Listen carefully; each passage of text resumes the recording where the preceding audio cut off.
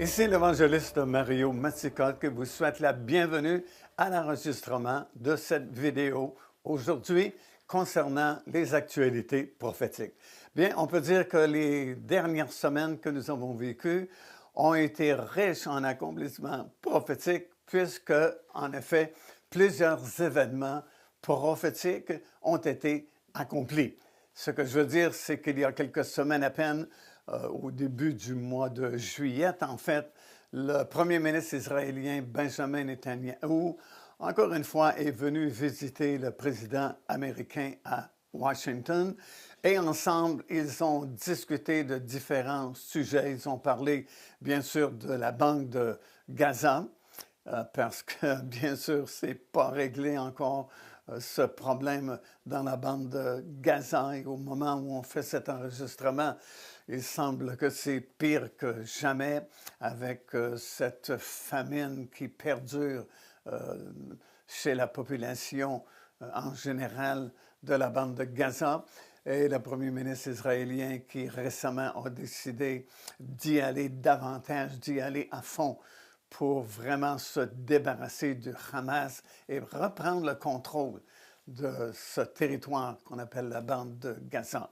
Ils ont parlé évidemment aussi du Liban, ils ont parlé de l'Ukraine, où la guerre perdure encore. Et au travers de ces discussions, ils ont surtout mentionné, ils ont surtout signé une entente ensemble concernant l'élargissement des accords d'Abraham. On a déjà parlé des accords d'Abraham précédemment. Nous en avons parlé même beaucoup parce que je juge que c'est quand même une percée, c'est quelque chose de vraiment très important concernant la paix future au Proche-Orient ou au Moyen-Orient. Et le président américain a mentionné son intention et a mentionné aussi la possibilité d'élargir les accords d'Abraham pour y inclure surtout l'Arabie saoudite. Alors, c'est un pays vraiment capital, très important dans les décisions qui se prennent concernant le Moyen-Orient, bien sûr. Inclure également le Liban et, étonnamment, la Syrie. Et oui, la Syrie. Depuis le renversement du régime de Bachar el-Assad, c'est maintenant Ahmad al-Sharan qui dirige le pays. Et c'est étonnant parce que la Syrie a toujours été un ennemi juré d'Israël. Et là, semble-t-il que ce nouveau dirigeant affirme qu'il veut être en paix avec le pays d'Israël. Bien sûr, et tout particulièrement au Moyen-Orient, il y a toujours une grande différence entre ce que nous disons et ce que nous faisons. Mais bon, donnons la chance au coureur. Il proclame qu'il veut marcher main dans la main avec Israël, être en paix aussi avec le pays d'Israël. Et puis, tant mieux si ça marche, si ça fonctionne. Alors, le président Trump a mentionné qu'après ces discussions en Syrie, il y a quelques semaines passées également, la Syrie serait intéressée à faire partie des accords d'Abraham. Alors, ce serait intéressant de suivre l'évolution de ces choses, surtout si l'Arabie saoudite décide de se joindre aux accords d'Abraham, parce que si c'est le cas, ça va vraiment changer la donne au Moyen-Orient. On sait que l'Arabie saoudite, c'est très important. C'est un peu comme la maman, si vous voulez, des pays aux alentours, au Moyen-Orient. C'est là où se trouve la Mecque. Alors, c'est vraiment un pays très important, très fort dans la politique du Moyen-Orient. Et si jamais il décidait de se joindre aux quelques pays qui déjà font partie des accords d'Abraham, ben c'est certain que ça va changer la situation au Proche-Orient. Déjà, M. Trump avait débuté ses accords d'Abraham en 2020, il y a quelques années passées maintenant, et la première entente, si vous voulez, avait été signée à Washington au mois de septembre 2020. Et c'était vraiment nouveau à l'époque. C'était comme une percée. On se disait Pourquoi est-ce qu'auparavant, on n'avait pas pensé à cela? Parce que les deux groupes qui se disputent le territoire du Moyen-Orient, à l'origine, font partie de la même famille. Ce sont deux frères, les fils d'Abraham. Et l'idée d'avoir un accord avec les descendants de ces deux frères-là, c'est tout simplement une idée géniale. Alors là, si nous parlons d'élargissement des accords d'Abraham, ça devient encore plus intéressant et ça met surtout en lumière cette fameuse alliance qui est mentionnée dans le livre prophétique de Daniel. Bon, on l'a mentionné souvent, c'est dans Daniel chapitre 9, verset 27. Je veux le lire encore une fois au cas où vous ne l'auriez pas lu dans les Écritures. Ça va comme ceci, ça dit « Il fera une solide alliance ». Le « il » dont il est question ici, c'est l'Antéchrist. Maintenant, c'est clair, la plupart des commentateurs sont d'accord également avec cette interprétation, parce que si vous lisez le contexte, c'est-à-dire les versets précédents dans le 9e chapitre, ben c'est clair, c'est évident que l'auteur ici parle de l'Antéchrist, qui doit se pointer dans les derniers jours et finalement devenir le gouvernement mondial pour une courte période du temps, pour les dernières 3 années, avant ce dernier grand conflit que nous appelons la bataille d'Armageddon, qui se situe à la fin des 7 années de tribulation et qui provoquera le retour physique, littéral, sur cette terre du Seigneur Jésus-Christ avec tous ses rachetés de toutes les époques et de toutes les générations. Alors, il, parlant de l'Antéchrist, fera une solide alliance. C'est comme ça que c'est traduit dans la plupart de nos traductions françaises de la Bible, sauf certaines traductions comme Osterval, par exemple, et d'autres traductions en français, tandis que la version anglophone dit bien « il confirmera », tout comme il est écrit dans certaines traductions en français aussi, comme je viens de mentionner. Alors, c'est plus proche de la réalité de lire ce verset-là, le verset 27, comme ceci. « Il, parlant de l'Antéchrist, confirmera une alliance avec plusieurs pendant une semaine. » Le mot « semaine » ici signifie 7 années. Je n'ai pas le temps de développer pourquoi nous savons cela, mais c'est clair aussi, très évident dans la parole du Seigneur, qu'il s'agit d'une période de 7 années. Alors, il fera, et plus précisément, il confirmera une alliance pour une durée de 7 ans. Et dans le contexte de ce 9e chapitre du livre de Daniel, c'est évident aussi que ces 7 années représentent les 7 années de tribulation qui toucheront tous les habitants de la terre, mais bien sûr particulièrement ceux du Moyen-Orient, et qui nous conduiront à la bataille plutôt d'Armageddon, qui terminera l'histoire de l'humanité telle que nous l'avons connue depuis la création du premier homme et de la première femme, Adam et Ève. Alors, il confirmera une alliance pour une durée de 7 ans, et au milieu de ces 7 années, c'est-à-dire après 3 ans et demi, il fera cesser le sacrifice et l'offrande. Alors, on parle souvent de cette alliance qui doit être confirmée ou signée, parce que cette alliance, lorsqu'elle sera confirmée, provoquera le début ou marquera le début des 7 années de tribulation. Alors, nous ne sommes pas encore dans ces 7 années de tribulation.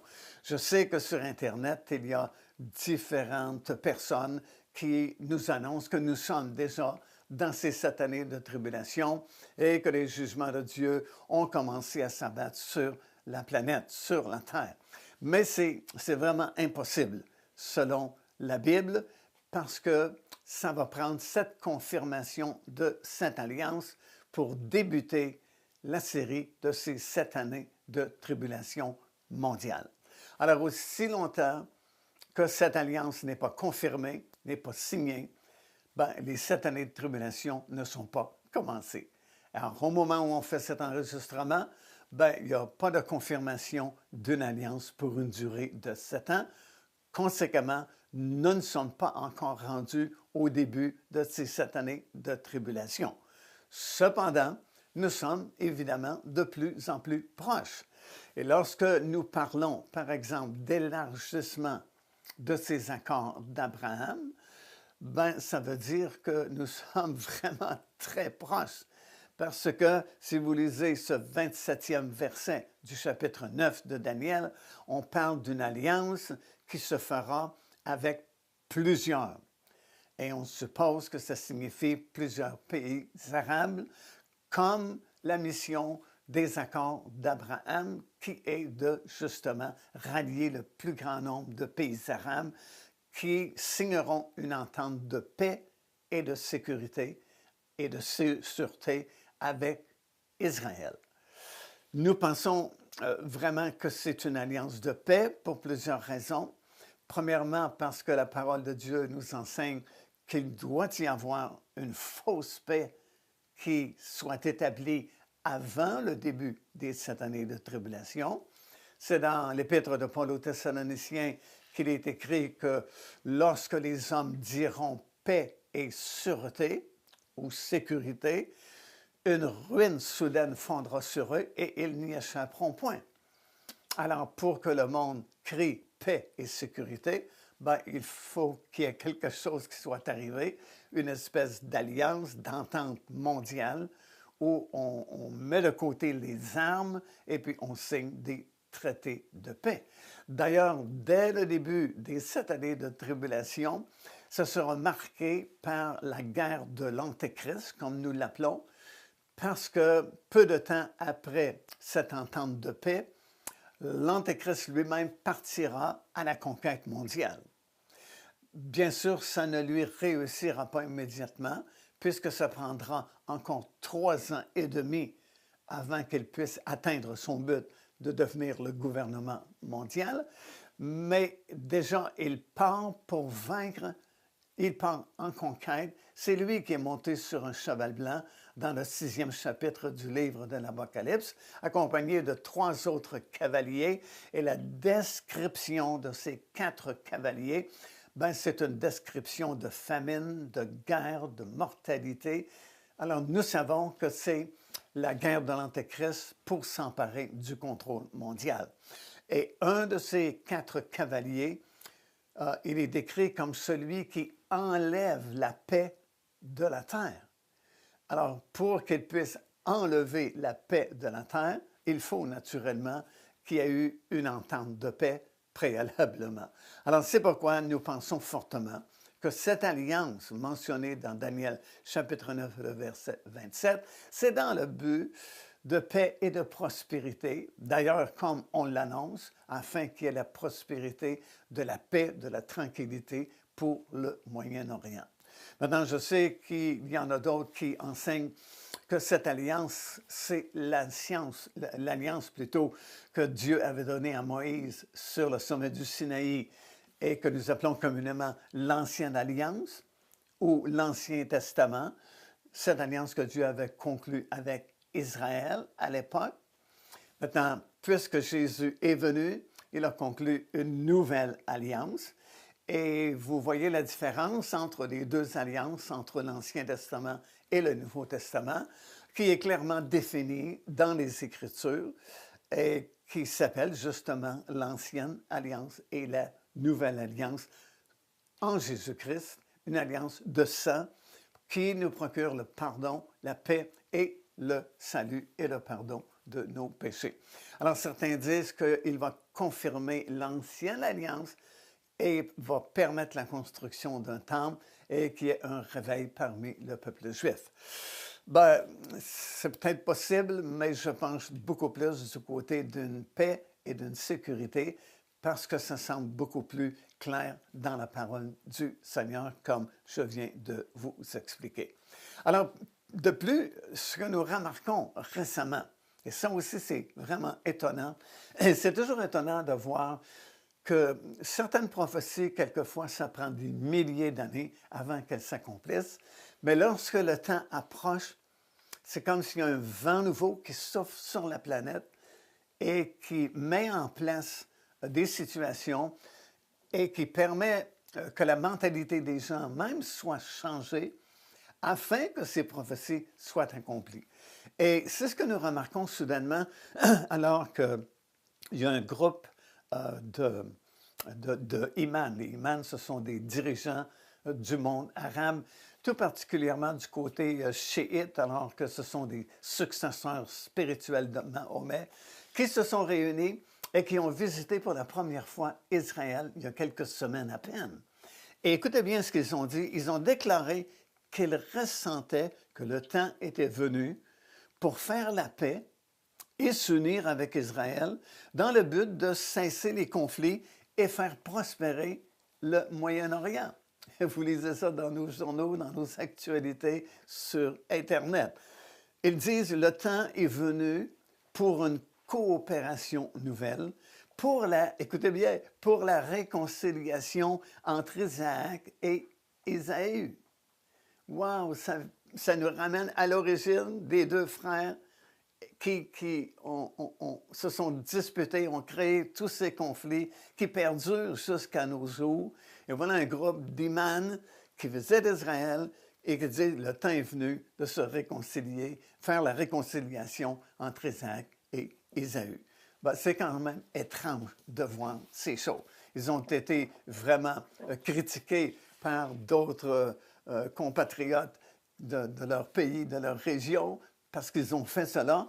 Mais qui aurait pu prédire qu'un groupe d'imams prêcherait la paix avec Israël et voudrait avoir une coopération et une alliance avec eux?